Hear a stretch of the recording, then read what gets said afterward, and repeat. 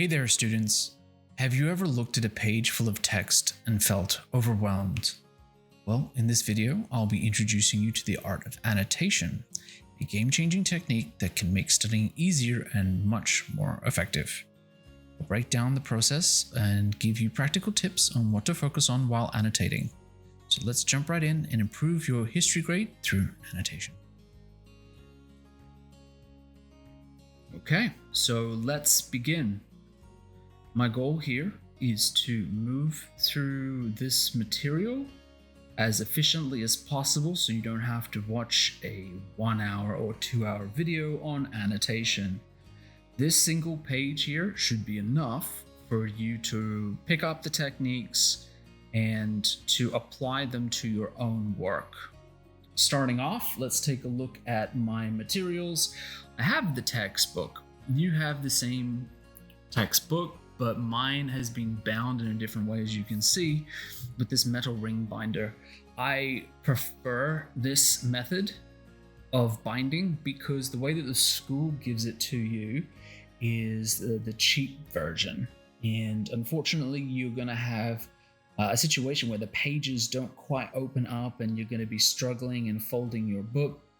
In my opinion, it is better to go to the local printing store and get them to rebind it. What they'll do is they'll slice off one of the edges where the binding material is and they'll rebind it using this method if you want. There should be enough space in the margins here for it to be able to be rebound without any issue.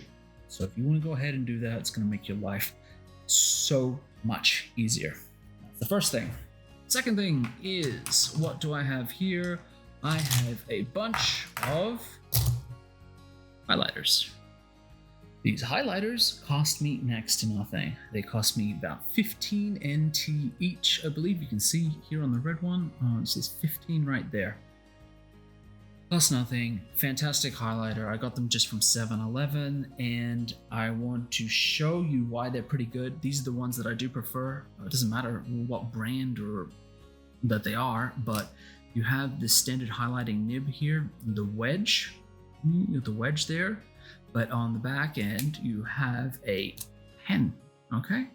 This is particularly useful for underlining certain elements. So a lot of the time we'll find that we may need to highlight in one color and then do something such as underline in another color because we'll get there eventually, and I'll show you what we need to do for that. But if we don't have these, then we also have these, which is just different colored pens. Same thing, 15 or 20 NT each. It looks like it's the same brand. I just grabbed a handful from 7-Eleven, and these are going to be the tools that I'll be using today. We need to have different colors because essentially my goal is to be able to extend the book at arm's length and be able to see all of the key points from that distance, okay, just through the colors themselves. All right, so without further ado, let's get into it. I only have one shot at this because I don't have multiple copies of the textbook. So let's go. First step for me is that I generally will try to create some sort of a legend. Okay? A legend is what color represents what sort of concept. So perhaps we have this pinky red color here, and this is going to be my vocabulary one. Okay, so let's say red is going to be my vocabulary. I have the corresponding red pen to accompany it as well, so I can write in the margins and I know what the red thing is. First step for all students is to try to skim through the text and pick out the vocabulary that you don't know. All right, so I am going to guess certain vocabulary that you perhaps don't know, and I'm going to use that as an example. So we have the word dynasty here, or dynasty. We also have tentative, synicization. It's a good word. You see Abolished, you should know. Bureaucracy, it's a good one. Cosmopolitan, I possibly don't know. Census, may have heard that at school, not too sure. See, the textbook does have these areas where there's no space. You find them, especially in this text. Don't worry about it. It's not a special word or anything. Let's take a look. Descendants, you should know. Reluctant. I'm reluctant to highlight reluctant. Let's see. Genghis Khan, lower positions, abolish civil service, employ bureaucracy again, culture, stimulation, edict. Down the bottom here, make sure you can move it up here a little bit closer so you can see. Edict.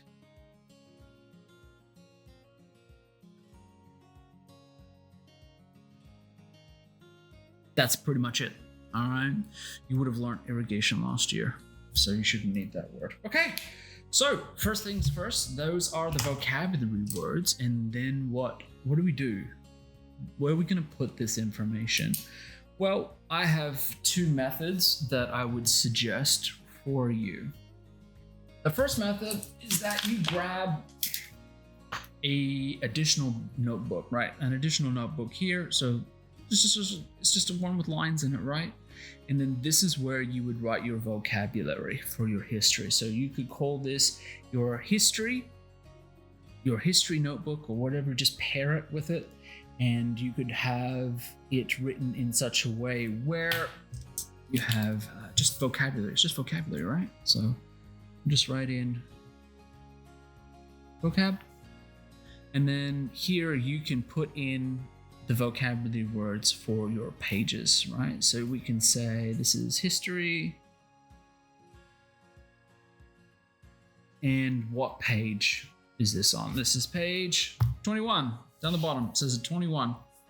So we can put page, vocab 21, whatever way you want to do it. And then you can write in the definition here, okay, along with the vocabulary word that you're looking for. That way you don't have to write in your textbook. Your textbook stays clean, okay, and you are able to look at the main points rather than get confused with the writing on the outside. However, this can lead to a bit of a problem, because if you do it in this way, which I think is great for you to know and for you to learn and review your vocabulary, you won't be able to bring the additional book into the open book test at the end of the year. So what are we going to do? We're going to have to write the vocabulary in here somewhere. The margins are the best place to be able to write in your vocabulary. You can write small. There's a large section at the top here where you could probably write them in point form up here, okay, with your vocabulary.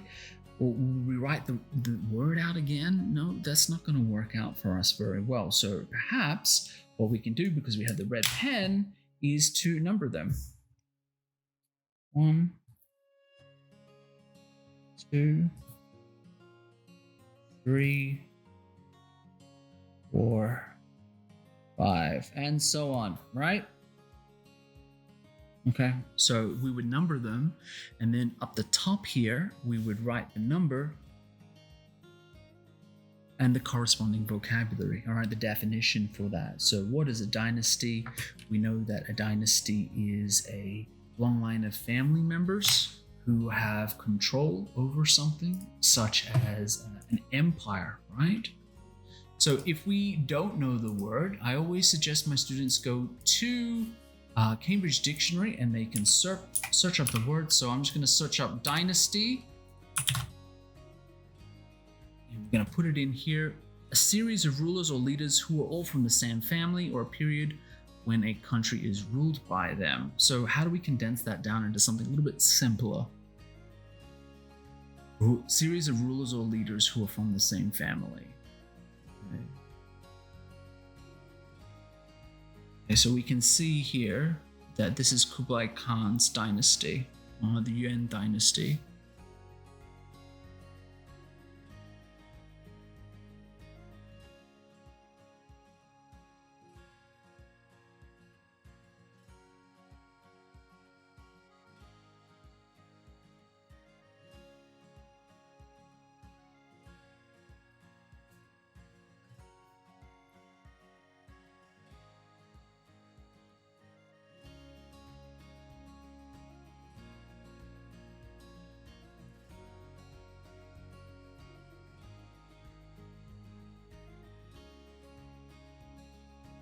Okay, so we just go ahead and we write down the definition up the top there, and then you have the numbers here. If you run out of room, you can always jump back over and do it from the bottom as well. Okay, so there's room down the bottom, there's room on the margins, you can write along the side here, but vocabulary is going to be very important because throughout your history course, these vocabulary words are going to appear again and again and again.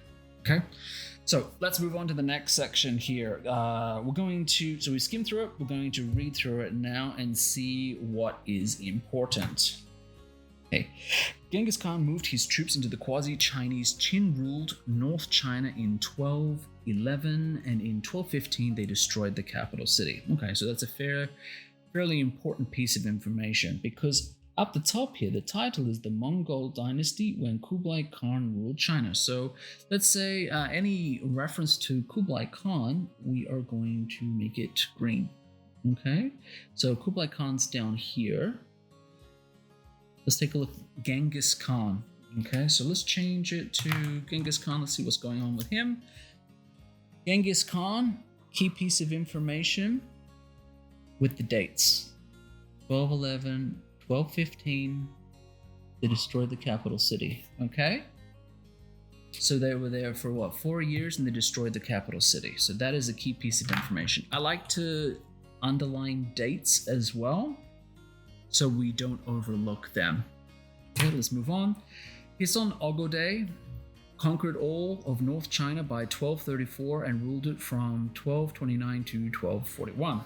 Okay, so this is another person. This is somebody else. So we're going to highlight this in a different color. Let's take a look. Hisan Ogode. So North China, when did he rule it from? This date to this date. Okay. Now, understand that we don't need all of these pieces of information, okay? We need to have a look at the core ones. Then the more that you can retain, the more that you can add later. Okay? So another piece of information is that he conquered all of North China, right here, by 1234, this date. That's important if you can remember because it's just 1, 2, 3, 4, right? But he ruled it from this date to this date. So there's a bit of an overlap here. Okay. In 1271, Kublai Khan named his drop down. Genghis Khan's grandson Kublai Khan defeated this Chinese southern Song in 1279.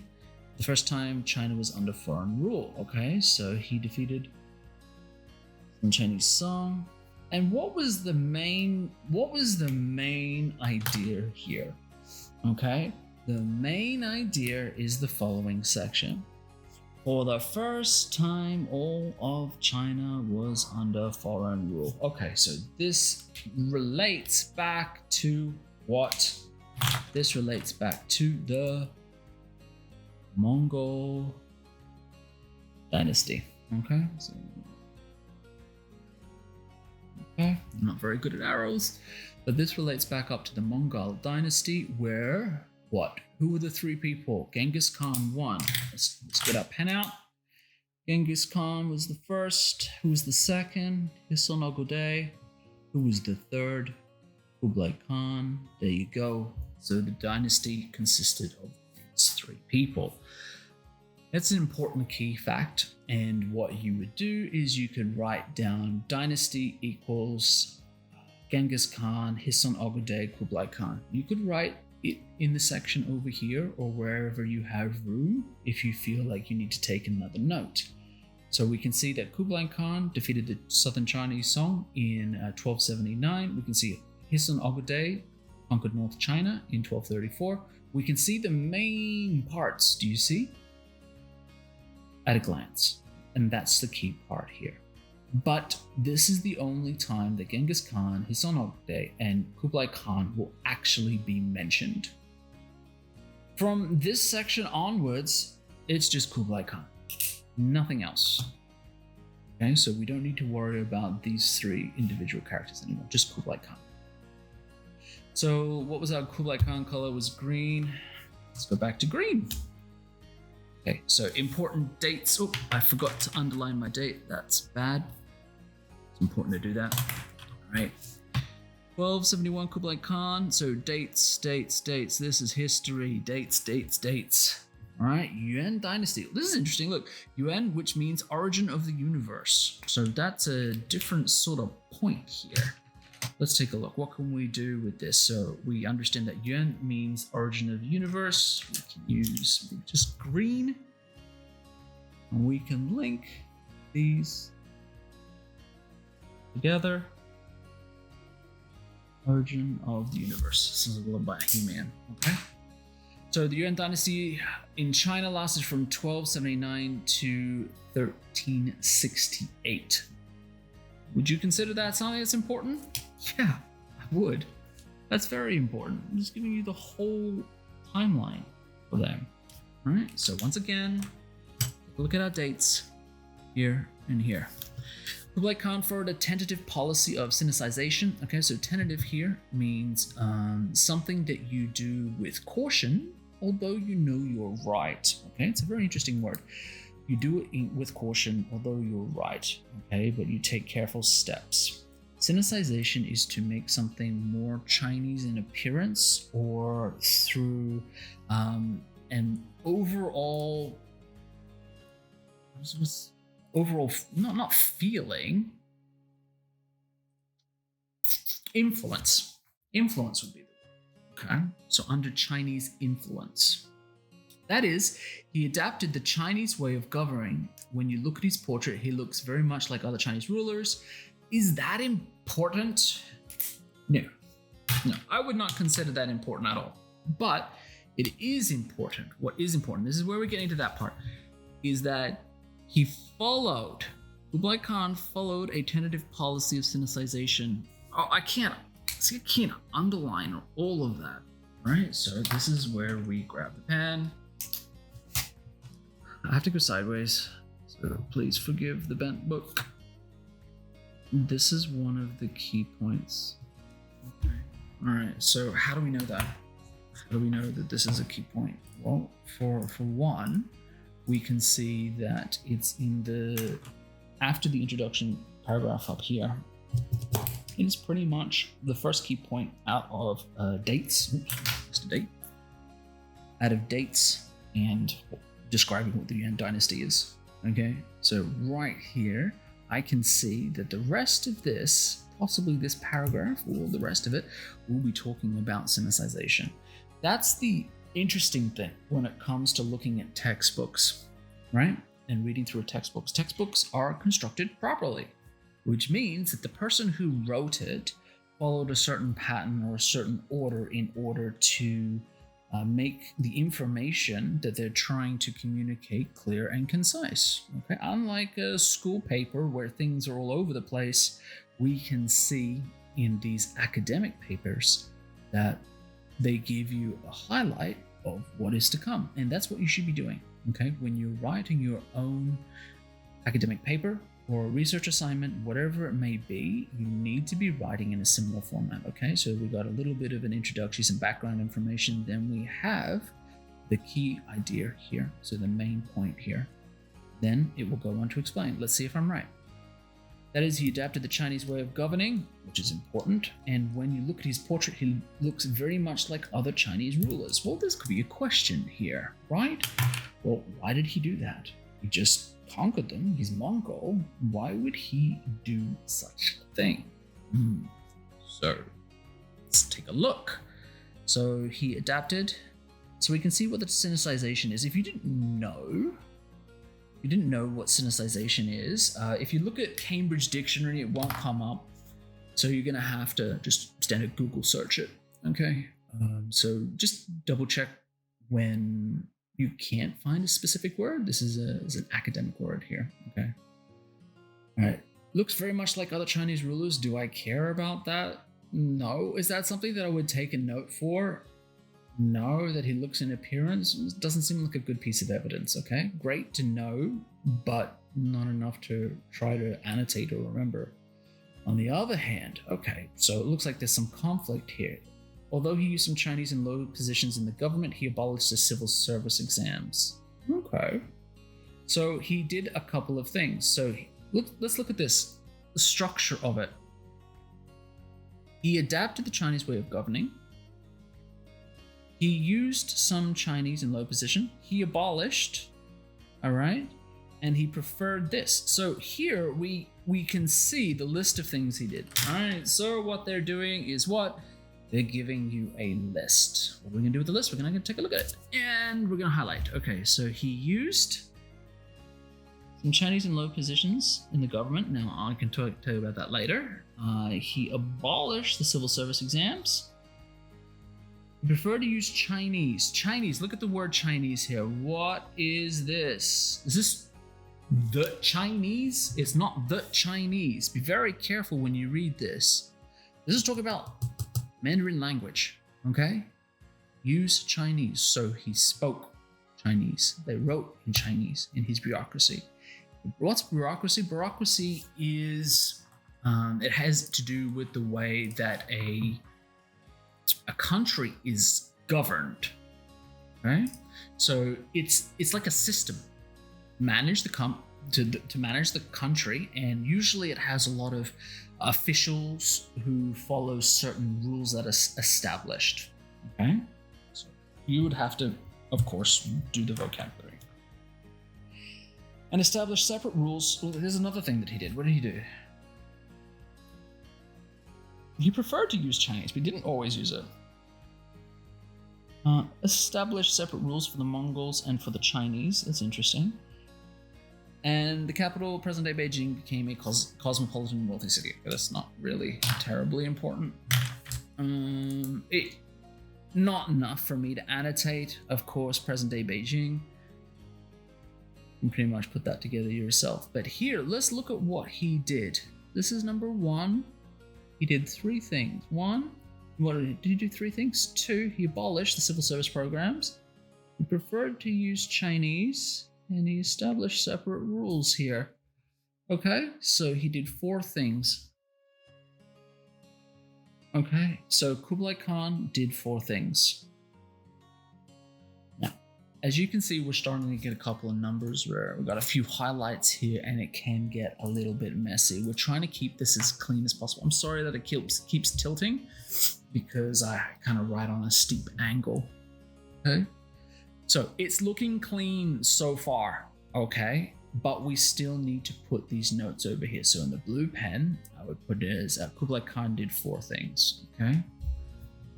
Or we can write it up here.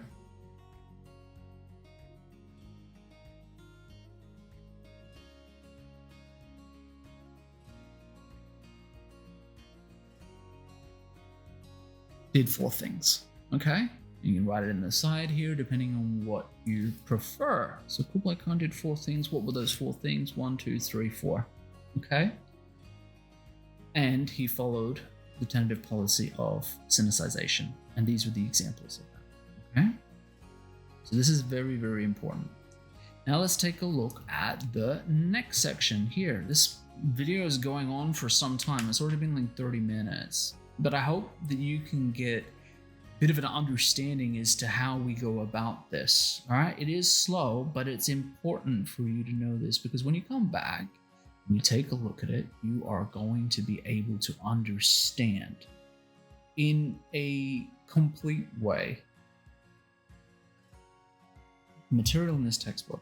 Okay, and you are going to have to write you're going to have to write a paper on it as well about Mongols' influence on China. You also later on need to write about the effect Confucianism had on three different countries, Japan, Korea, and China itself. Okay, so you need to choose two of them, and then you need to write about that. Right? And once again, you only get your textbook. You don't have any other way. Now, from what I have seen, a lot of students will just go through and quickly annotate, just highlight something and just move on from that. Like, oh, Yuan Dynasty means origin of universe, but you won't get these other key points here. So when you read, at least go through and read it. Now, I can do this without having to explain it quite rapidly. Okay, and you would be able to do it too with practice.